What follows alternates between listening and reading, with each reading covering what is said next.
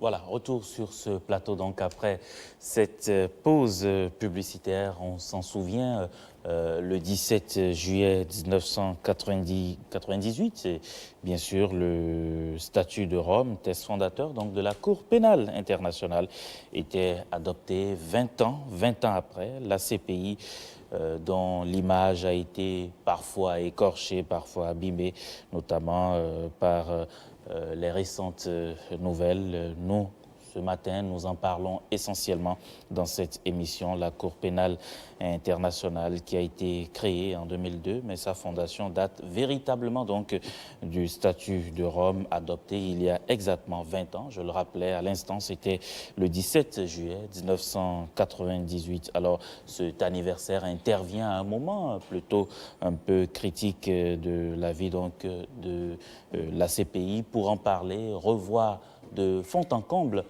les objectifs justement de la Cour pénale internationale, de ce qu'on peut y comprendre. Il s'installe d'ailleurs déjà notre invité pour nous donner plus de clarifications sur ce sujet. Il a nom Clément Kapochichi. Vous êtes chercheur en droit international pénal, c'est bien cela? Exactement. Bonjour. Vous allez bien? Ça va très bien. Merci. Un plaisir de vous recevoir ce matin. C'est un grand plaisir de me retrouver sur ce plateau. Bonjour Clément et bienvenue. Je rappelle aussi que vous êtes ancien coordonnateur régional Afrique pour la CPI, Tout à fait. la Cour pénale internationale. Merci d'avoir accepté notre invitation. Alors, on va y aller de façon pédagogique. Hein. La Cour pénale internationale, qu'est-ce que c'est en réalité? Qu'est-ce que c'est? Merci. La Cour pénale internationale est une juridiction permanente qui a été créée par le statut de Rome, vous l'avez rappelé à l'entame de cette émission, le 17 juillet 1998, Absolument. et qui est devenue active 4 ans plus tard, c'est-à-dire le 1er juillet 2002. Donc la Cour elle-même, elle a 16 ans, mais le statut de Rome a 20 ans. Et ce sont donc les 20 ans de la Cour que nous avons célébrés le 17 juillet dernier. Elle a été mise en place, comme vous l'aviez demandé, pour juger les crimes les plus graves qui sont commis dans le monde entier et qui sont restés impunis. Ces crimes, ce sont les crimes de guerre, les crimes de génocide, les crimes contre l'humanité. Et depuis les amendements de Kampala, en ce qui concerne le statut de Rome, les crimes d'agression. Ce sont des crimes très graves, des crimes ignobles, des crimes sans nom, qui ont besoin de justice et de réparation. Oui. Alors, lorsque vous parlez de la CPI comme étant une juridiction internationale, pourquoi faire recours à la CPI alors qu'on a des juridictions nationales? L'article 1er du statut de Rome précise que la Cour pénale internationale est complémentaire des juridictions nationales. La complémentarité suppose, une fois que vous avez ratifié le statut de Rome ou adhéré au statut de Rome, de mettre en conformité votre législation nationale avec le statut de Rome, ce qui vous donne du coup la primauté des affaires.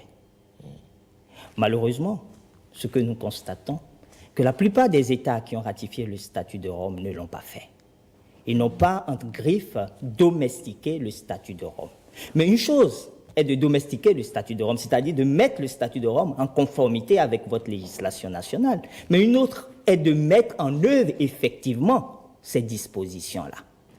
La deuxième chose qu'il faut souligner, c'est que lorsque vous ratifiez le statut de Rome, vous avez la possibilité, en tant qu'État partie, de saisir la Cour pénale internationale lorsque vous n'êtes pas en mesure de juger, ou lorsque, au niveau national, vous n'avez pas les juridictions qu'il faut ou les dispositions qu'il faut pour pouvoir juger correctement les présumés auteurs. Le Conseil de sécurité des Nations Unies également a la possibilité de déférer une situation à la Cour pénale internationale et le procureur peut également, de sa propre initiative, avec l'accord des juges, s'intéresser à une situation. Voilà les 3 modes de saisine de la Cour pénale internationale. D'accord. Donc, les États eux-mêmes, ils peuvent saisir, c'est d'ailleurs ce qui est arrivé la plupart du temps. C'est ce que disent les articles 13 et 14 du statut de Rome. Et c'est effectivement ce qui est arrivé dans la plupart des cas. Surtout dans tous les cas, dans presque tous les cas, je dis bien presque tous les cas africains. Je me permets de dire qu'il y a 6 États qui ont saisi eux-mêmes la Cour pénale internationale pour venir s'intéresser aux situations dans leur pays. Parmi ces 6 États, nous avons 5 États africains. Le dernier en date, c'est le Gabon. Le Gabon. Alors, combien d'États sont membres de la Cour pénale internationale?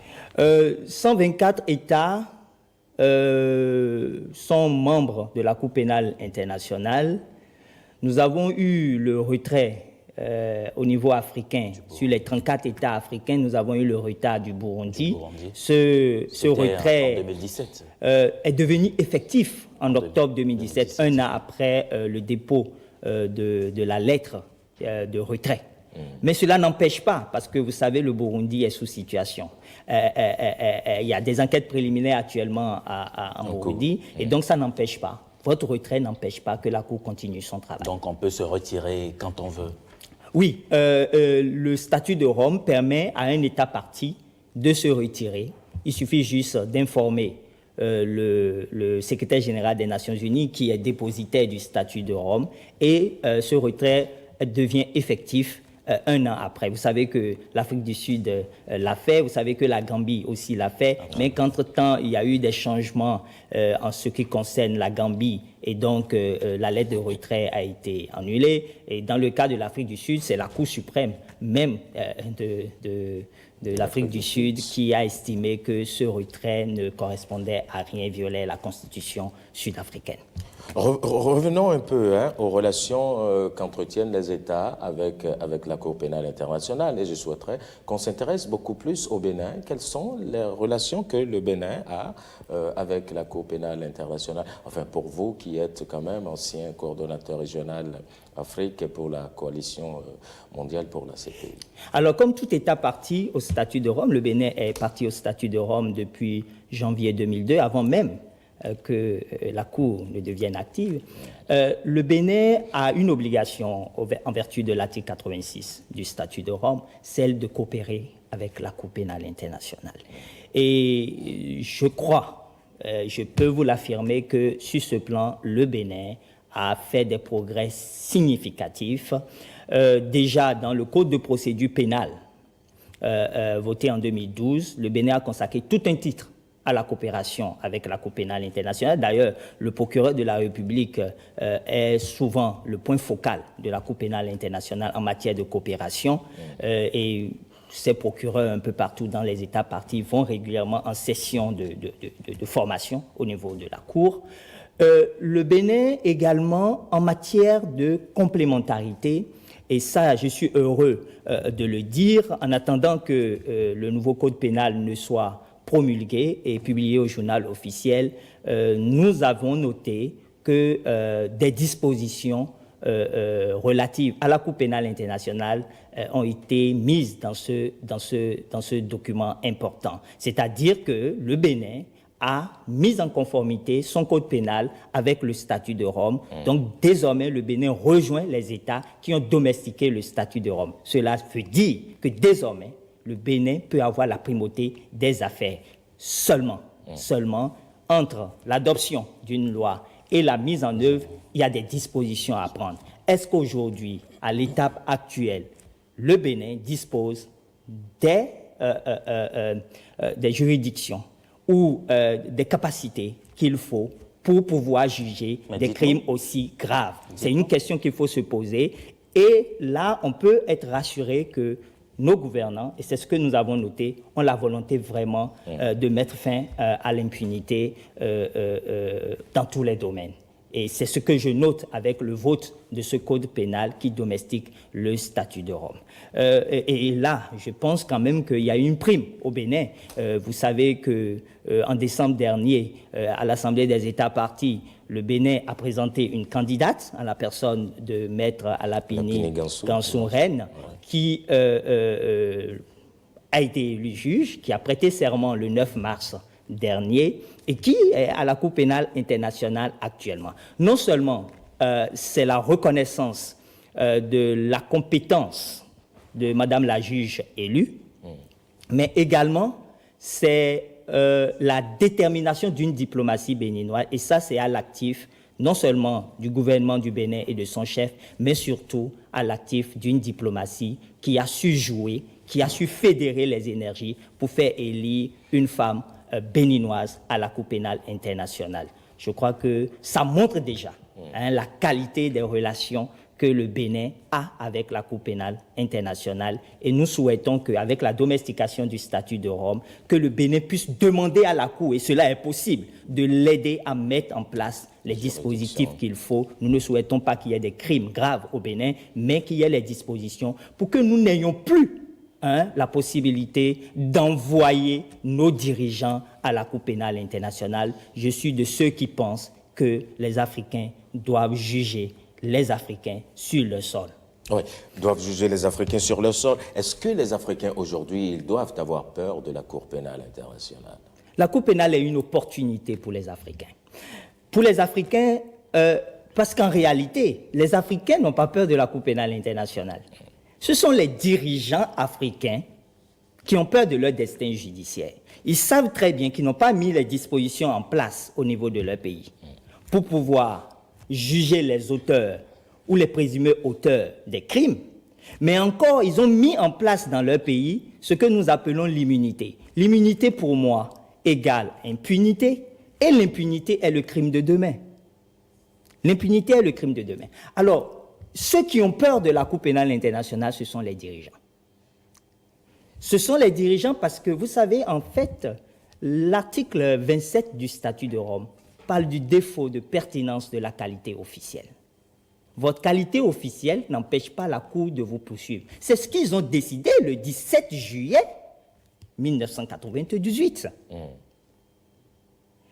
Et pendant longtemps, de 2004 à 2009, de 2002 à 2009, la Cour ne poursuivait que les chefs rebelles, les chefs de guerre qu'on lui envoyait.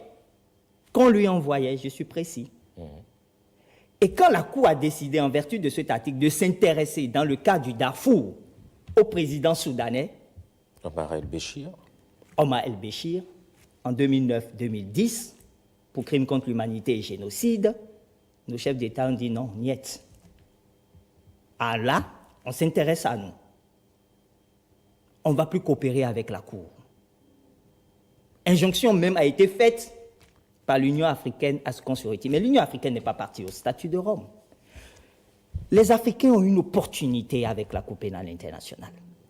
Un, c'est de domestiquer le statut de Rome et d'avoir la primauté des affaires. Et du coup, la Cour ne devient que complémentaire. Mais malheureusement, ce qui se passe, on prétend qu'on n'a pas les moyens pour le faire, ou bien il y a une volonté manifeste de ne pas le faire, et du coup, vous ne voulez pas qu'il y ait déni de justice au niveau de la Cour pénale internationale. Non, il ne peut avoir déni de justice au niveau de la Cour pénale internationale.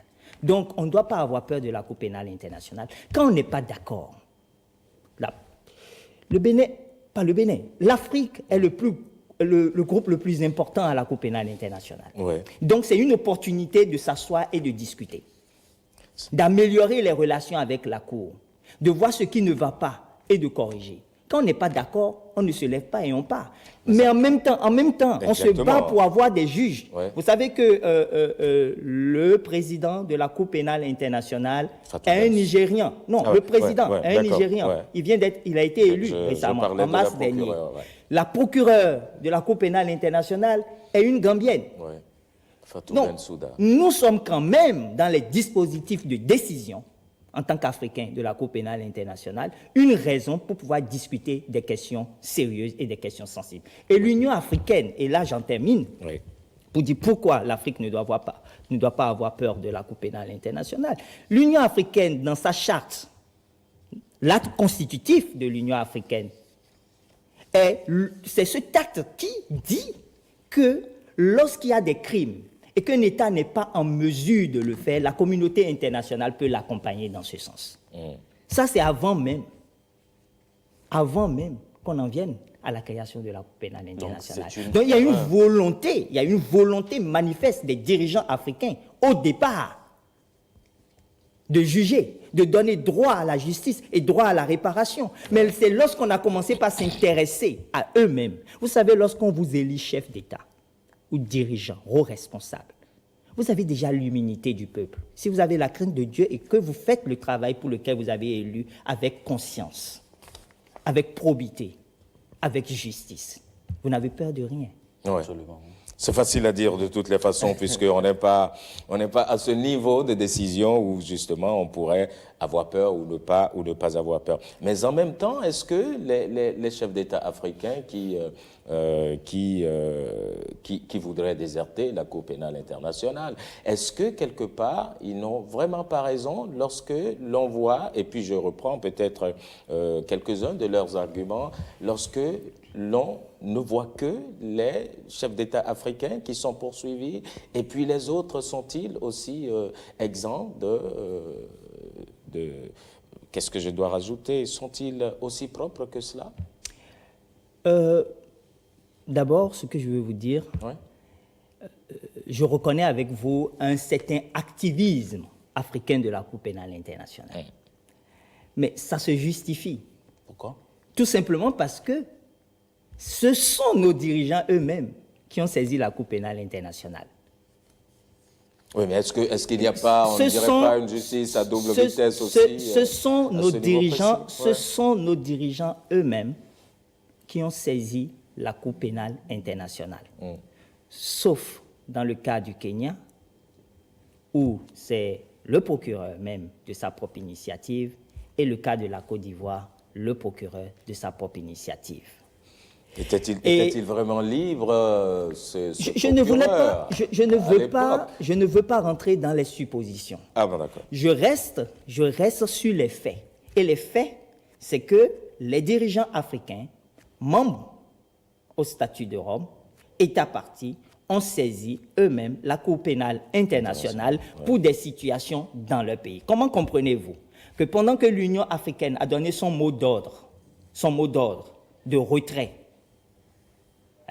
aux États africains partis, le Gabon, dans le même temps, saisit la Cour pénale internationale. Ça veut dire tout simplement que vous voulez la justice, les peuples africains ont soif de justice, vous devez permettre à ces peuples-là d'avoir droit à la justice et droit à la réparation. Vous savez, les victimes, elles sont africaines. Et lorsque la Cour est saisie, la Cour doit enquêter. Ça prend du temps, mais ça finit par arriver. On a mis 20 ans pour pouvoir juger le président Hissène Habré sur le sol africain. Ouais. 20 ans. Dans le cas de la Guinée, où dès que le procureur a commencé par s'intéresser à l'affaire, les Guinéens ont dit non, on va s'en occuper. Ça fait presque 10 ans également. Alors, à partir de ce moment, est-ce qu'il y aura justice? Est-ce qu'il y aura droit à la réparation? Ou est-ce que vous mettez les victimes de ces crimes atroces? Je crois que la Cour pénale internationale ne juge pas l'Afrique.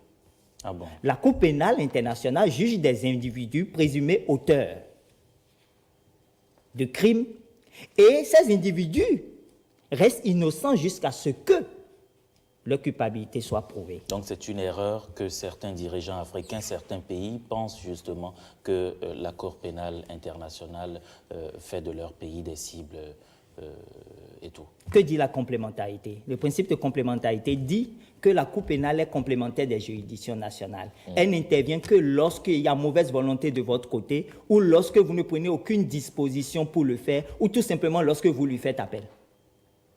Tout simplement. Tout simplement. D'accord. Alors, prenez les dispositions au niveau national, donnez les moyens à la justice au niveau. Aucun État de la CEDEAO n'accorde 1% de son budget à la justice. Comment vous comprenez ça? Et mieux, et c'est ça qui est extraordinaire, eux tous, ils ont créé des institutions pour juger les politiques entre eux. Et ça n'a jamais Ça fonctionné. ne fonctionne pas. Ça ne fonctionne Un peu comme enfin, je ne voudrais pas la nommer. Allez, c'est sûr qu'on va vous retrouver tout à l'heure. Hein, on sera encore au forum de discussion. On aura l'occasion de remuer un peu tout cela, de revenir sur des cas concrets du président Laurent Gbagbo, de revenir sur Jean-Pierre Bemba, justement, qui fait l'actualité en ce moment précis. Clément Capocicci, merci beaucoup. Vous êtes chercheur en droit international pénal, ancien coordonnateur régional Afrique pour la coalition mondiale pour la CPI. Merci beaucoup. On va vous retrouver tout à l'heure. Le temps pour nous de retrouver notre professeur avec qui nous allons parler d'un autre droit, hein, droit de la propriété intellectuelle. On parle surtout des contrats d'exclusivité. On installe tout de suite notre professeur à nous.